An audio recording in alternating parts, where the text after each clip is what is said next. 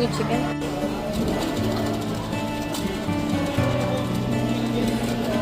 Fresh dito kami bumili nun. Shrimp. Ano? Bingan. Pusit. Confuses Chris. Free? We'll go home now and try making North Korean style braised chicken. Chives, chili powder, sesame seed, mustard, sesame oil, sugar, apple vinegar, cooking wine, soy sauce, chicken leg.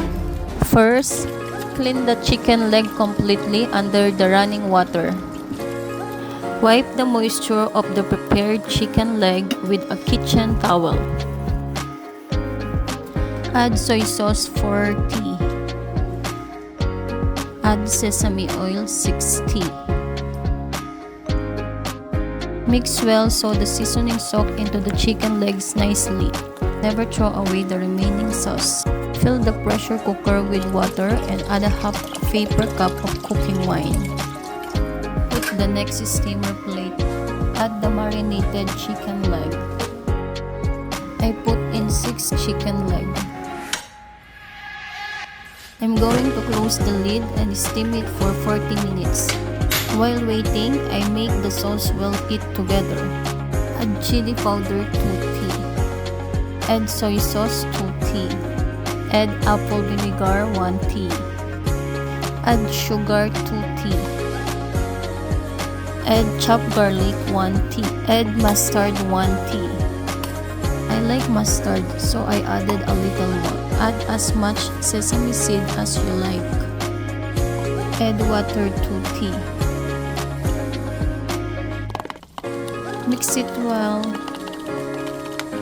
Cut the chives into bite-sized pieces. After 40 minutes, release the pressure in the pressure cooker. You need to fully release the pressure before opening the lid, please. The chicken is cooked well. Spread the sauce you left over earlier on the chicken once again. Add the chives you prepare in advance. It's good to add a lot of chives. Cover again and steam on medium heat for 5 minutes. Finally, it's done. Put it nicely in a plate.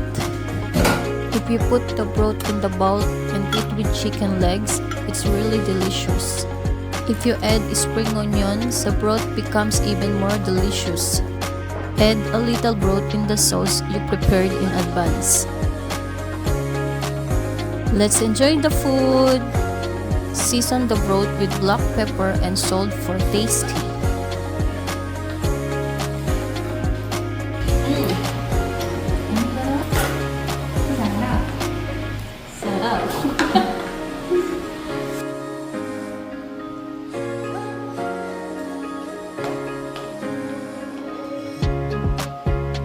If you wrap it with chicken legs and chives, it's really delicious. Thank you for watching!